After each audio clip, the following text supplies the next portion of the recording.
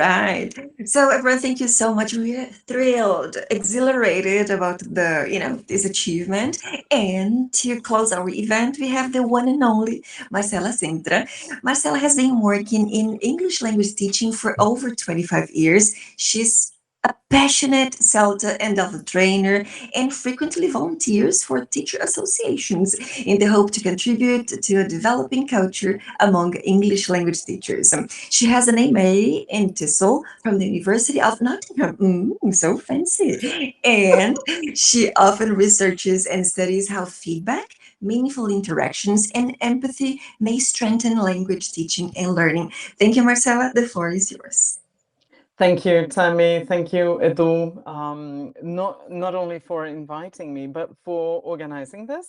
And congratulations to all of us involved in the event, especially the participants, those donating and reaching the target. I would say the first target, right, Edu, and we move on because there is growing need for help and support and everything. So we will still do a lot more if we can. So thank you and congratulations. And that's it basically. We're done. Okay. Always joking. And the first thing I want to say is thank you, Tammy, for reading the bio.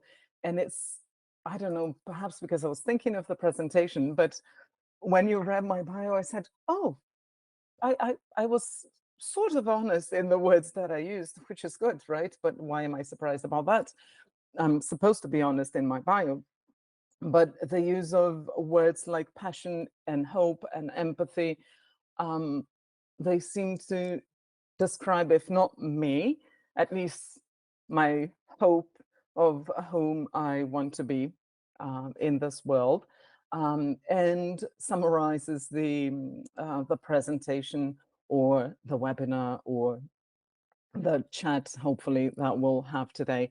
I know that I cannot interact with the chat live, but if you know me just a little bit, you know that I would much rather be looking at you than the slides and talking.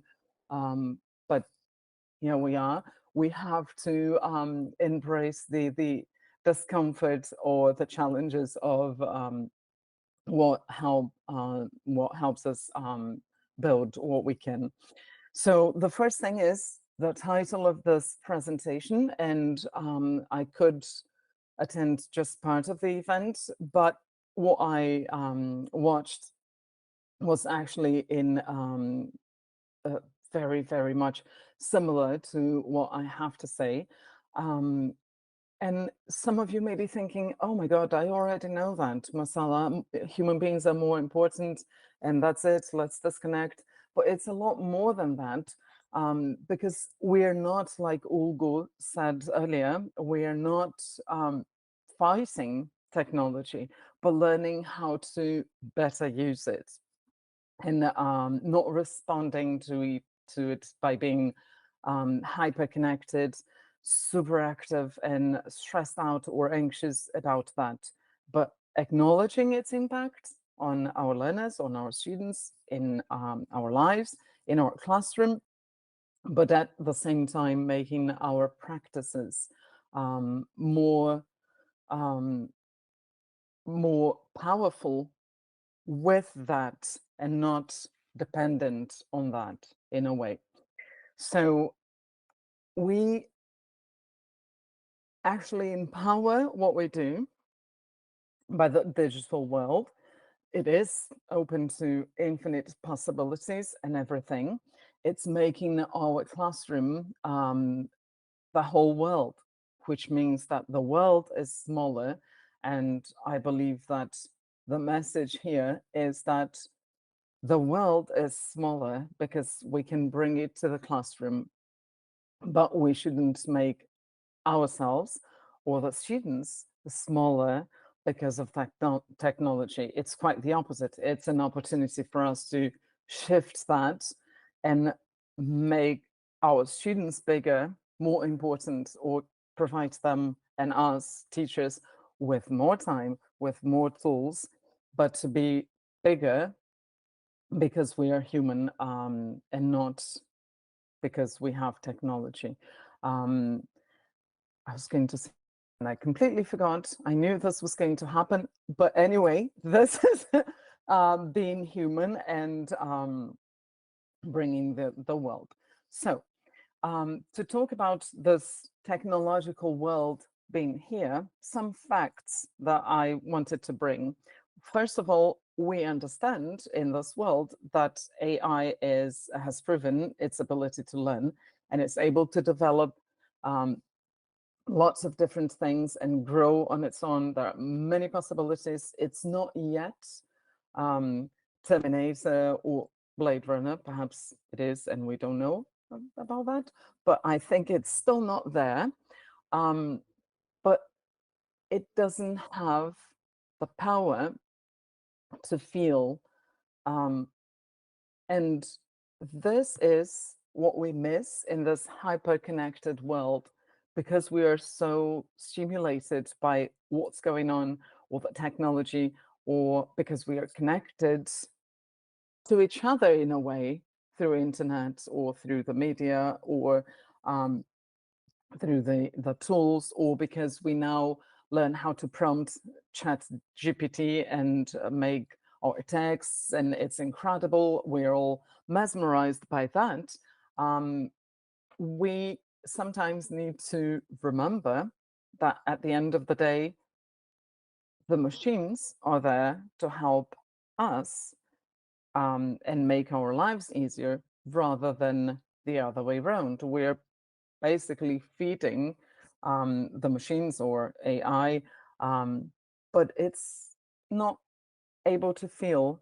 And this is what matters, not only in an event like that, coming together and bringing the sense of community and support, but also empathizing with the individuals, with their uniqueness in the classroom, to actually help them use the language in this world that goes round and round, making it possible to create genuine interaction rather than more transactional exchanges that the machine can do. And what that means in perhaps more practical terms is that we use this language that we teach to build the new world, which is AI. It only exists because we, human beings, built it. And to feed it and to teach it, we use this language. So why not use this more frequently in the classroom than to build what we can do without the technology? Because if it can be done by technology, why are we doing it? And the other way around, if it cannot be done by technology, why aren't we doing it? So it will be able to correct tests, for example. It is able to even provide texts, ready-made texts. It's able to respond. I don't know about you, but I love having chats with our frenemy chat GPT sometimes, and it responds. It knows a lot. It's very knowledgeable, fed by human beings and dated somehow, depending on the information.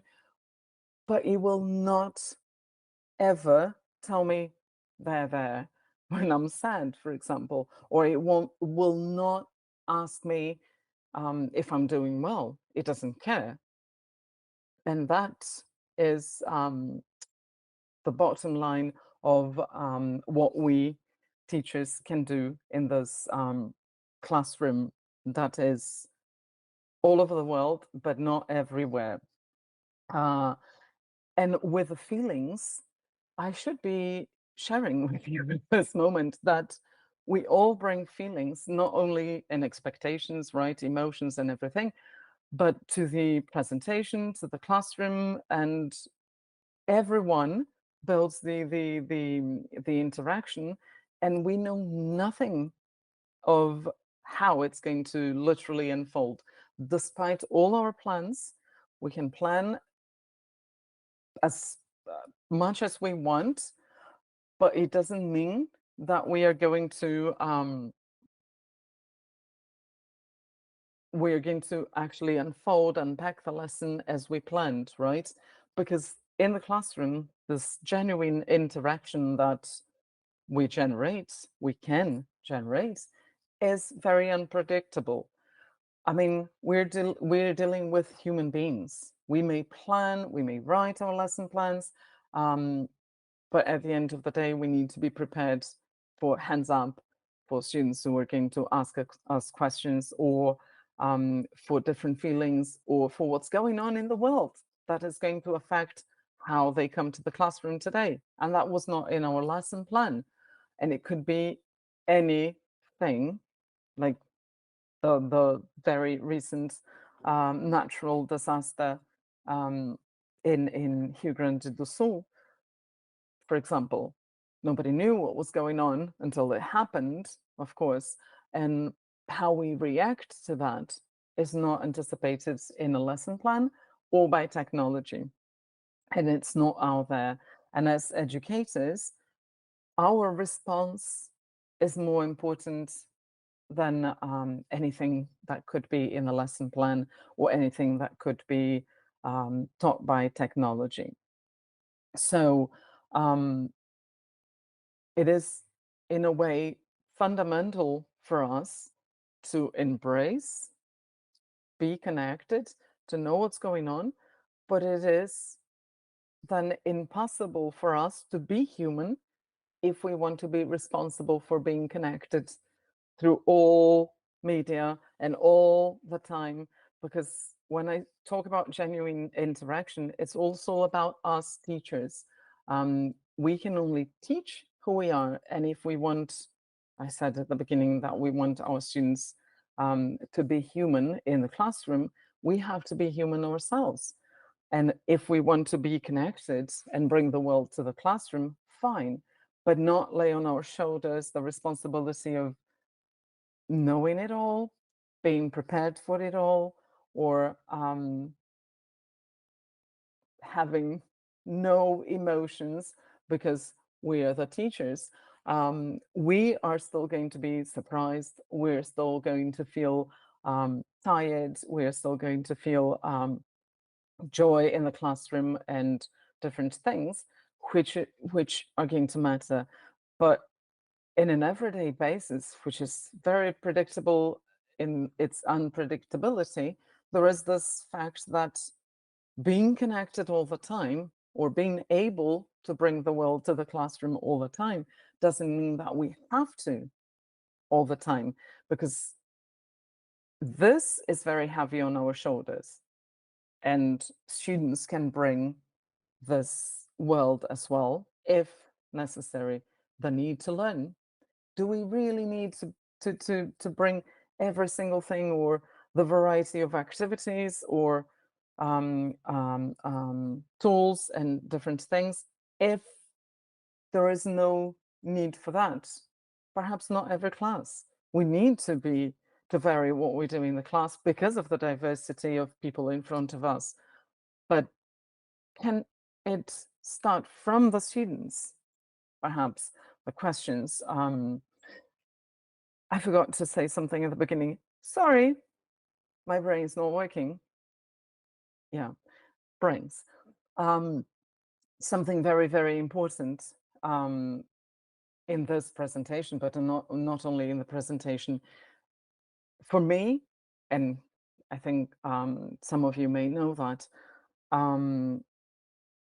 questions in a presentation or in a webinar or in this discussion or in the event, questions or something that I say or have written on the slides which are not super colorful or full of images, but something that triggers your mind is more important for me than anyone knowing something very specific there. So if you think of something, just share in the chat.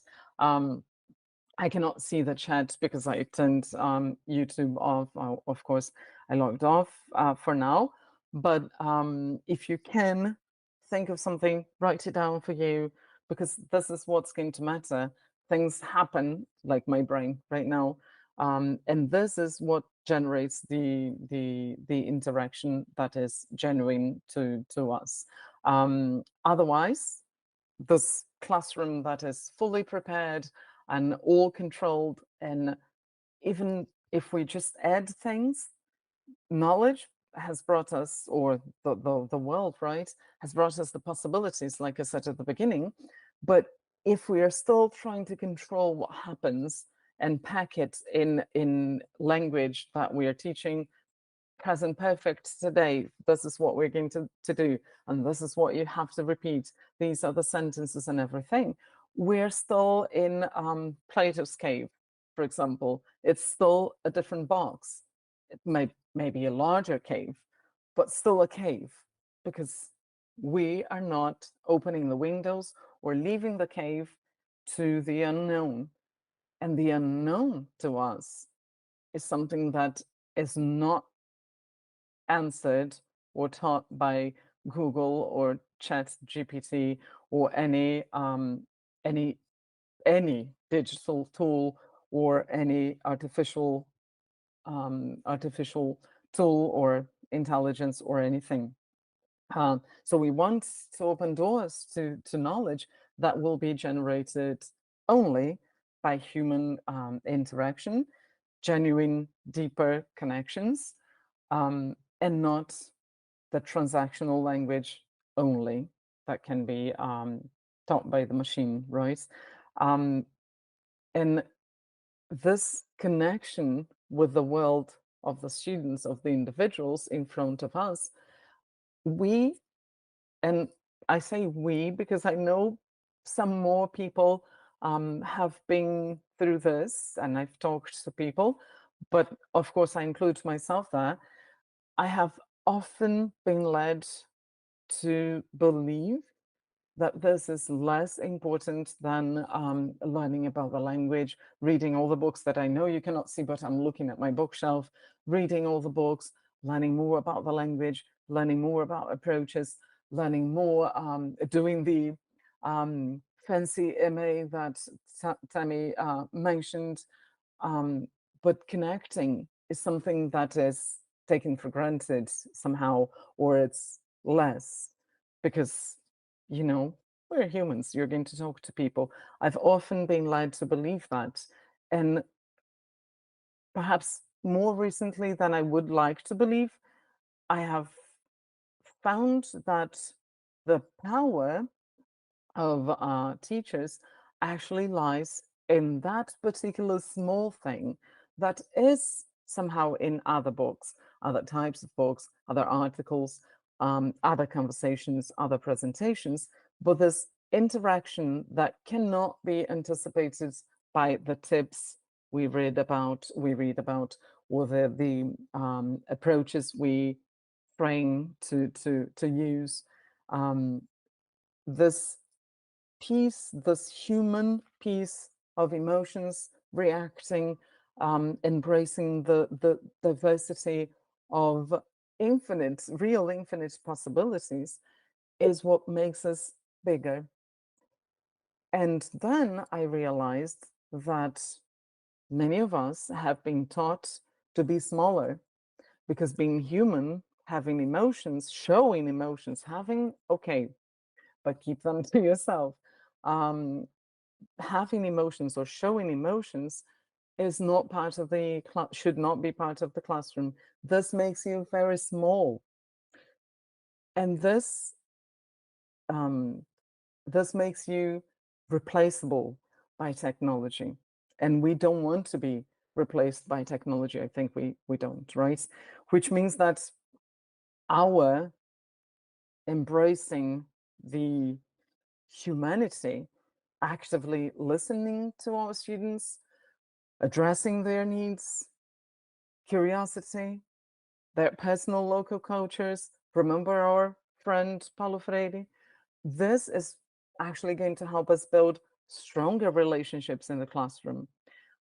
And perhaps this is what changes the world. And we've been led to believe that this is I mean, being smaller, forgetting about that and doing what is prescripted or in the books only, follow that.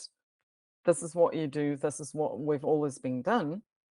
Is what's going to keep the world as it is now, where wars are still justified, where being an individual and not caring about others may still be praised for you to grow, things like that.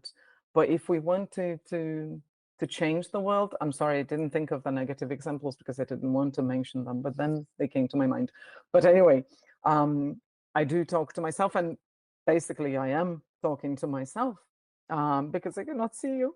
But in a way, this world that we envision is only possible if we actually bring more power to what's not being done that frequently in the classroom, which is shifting the importance. If I have an objective today, I'm going to teach my students the present perfect. But what they bring today is a need to talk about something that happened locally or personally. This is very, very powerful. We teach languages. And what is our main goal at the end of the day is to help them express themselves, to be themselves, to learn how to be themselves in a different language. So it's even more powerful for us to use what they already bring and build on that. That's why we study all the approaches and the language books and everything, so that we are prepared, not prepared in the lesson plan, but prepared with a repertoire we bring to the classroom to respond to their immediate needs in a way before addressing our own lesson plans. And this is the moment when I wish I could see your faces, because in my mind, everything makes sense. But when I hear the words coming out of my mouth, I say, Marcela, that's impossible. I cannot make sense of what you're saying. So I like to respond to myself in that sense. And I hope it makes sense.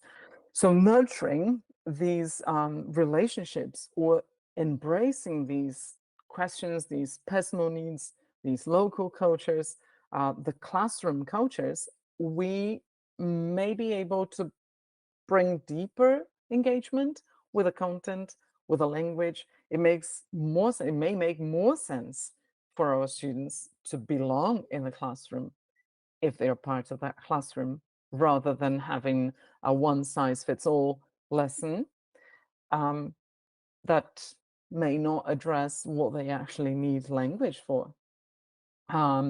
So actively listening to them, there is a "li" missing there, you see? Sorry.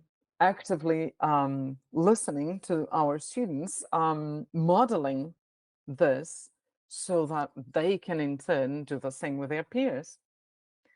Because I may tell them to collaborate, I may tell them to actively listening to them, to their peers.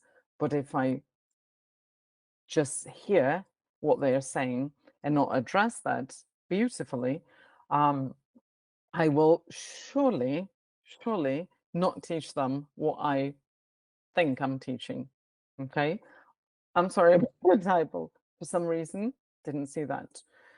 Then we empower these students towards autonomy by being ourselves more autonomous in a way, taking ownership of what we do and being more independent of the connected world by connecting with our students, motivating them and being ourselves motivated. But like I think Gabi talked about the critical thinking, Ulgu talked about that a little bit. So bringing the skills that will generate autonomy in the classroom, for them to set goals that matter to them, for them to assess themselves as learners, but also for them to be able to prompt chat GPT, of course, but also somehow for them to highlight that they can empathize with others, and they should, but that they could perhaps use language to be as precise as possible. But, and here is a practical example for you, I tried to prompt chat GPT with some emotions I discussed with a student this week, and her needs and everything. And I tried to prompt chat GPT to summarize it, and later to prompt AI image generator to build a different image. And it comes with very, very predictable outcomes of a summary or anything, because it lacks the sensibility that the students may have, and they will need to understand that this makes them also different from machines or computers, so that they become more autonomous in being themselves rather than being just like everybody else in a way. So their language, their emotions, and everything they bring is more important than being mesmerized by the technology, the tech tools, and the unimaginable tools sometimes that we see in the classroom that will be part of the world and everything, but not necessarily define what is necessary or make us depend on that. In a way, let me just, in a way, it's understanding how to adapt our practices to embrace this technology, this new tools and everything.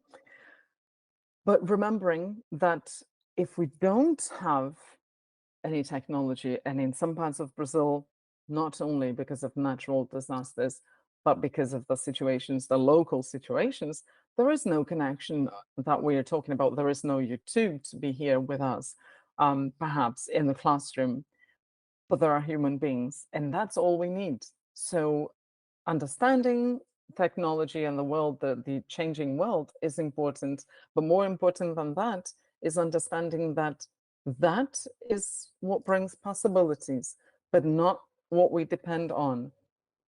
The idea is more powerful if we are actually the human beings. Bottom line is, if it can be done by the machine, maybe it should be done by the machine. And we shouldn't be doing that. If everything we do in the classroom can be done by a machine, giving instructions, not listening actively, not actively, but just correcting grammar mistakes, for example, but not responding to the content of what is said or curiosity that students bring to the classroom, maybe we shouldn't be teaching.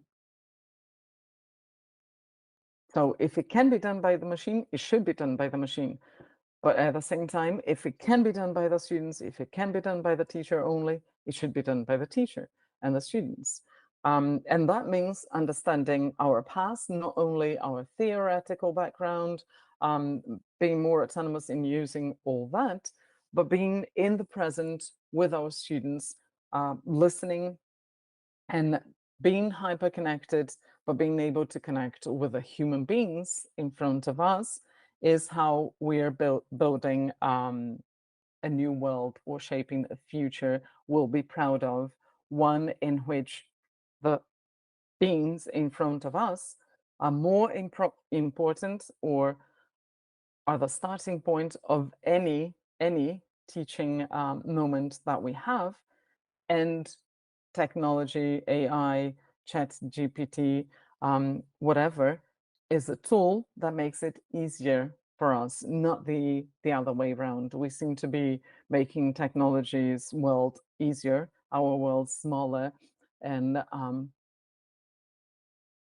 letting it shape the future for us. It's the other way around. We are more powerful. So in this we are more powerful? I think so. It's still not Blade Runner. Um, in this world, this hyper-connected world, they're to prioritize what's really human, what the machine doesn't have, the emotions, um, with all its unpredictability, the silences that Harmer talked about, um, the reactions, the empathy that we have when we see an image, like so many we've been looking at this week, and being very different from the replicants in the Blade Runner world, and building in our classroom a culture that will value these emotions, the mistakes that we bring to the classroom, the presence, humanity, preparing students for what they can see in the world, but more than anything, making sure that you value your own work, you model this humanity. They cannot learn what you tell them. They will learn, in terms of humanity, what you are. They will learn that you are a flawed human being, and then they will be proud of being a flawed human being with you. Otherwise, there is nothing we're teaching them in terms of manipulating language as another being connecting in genuine communication with their peers. Thank you very much. Sorry about the title. Sorry about my brain confusion. And I hope to hear from you. And again, congratulations on all of you participating, contributing, and making Edu's and Temi's event, Edu and Temi's event, very successful to help our friends in Rio Grande do Sul. Thank you, Ma. Thank you very much. It was wow. People were impressed by what you said. If it is done by the machine, if it can be done by the machines, maybe it should be done by the machines. That was like a slap in the face, right? And uh, and Yeah, and I see this. I see that people are afraid of artificial intelligence, like of losing their jobs, of you know and I had a conversation with a teacher another day, and then she said, "Well, I remember in the 80s or in the 90s when this those labs that Paulo mentioned in his talk today were brought to English schools, teachers were terrified of yeah, losing their jobs to multimedia labs, you know. And here we are. So yeah. there's the human side of education that we We cannot forget. neglect. Yeah. Yeah. And Edu, to be honest, I cannot read my comments because they're very small print. But anyway, one thing that is very important about that is about the machines doing what they can do, and we will have to do what we can do. It's okay for us to be afraid of being replaced by machines, but that's when we should empower ourselves to understand, to step back, understand the past, and say, okay, why am I relevant? Why am I indispensable in this equation in the classroom? Mhm. And it's just our what makes us human is what makes us indispensable in the classroom. Anything else will probably be done by the machines, and it's okay. It Let's make is. our lives easier.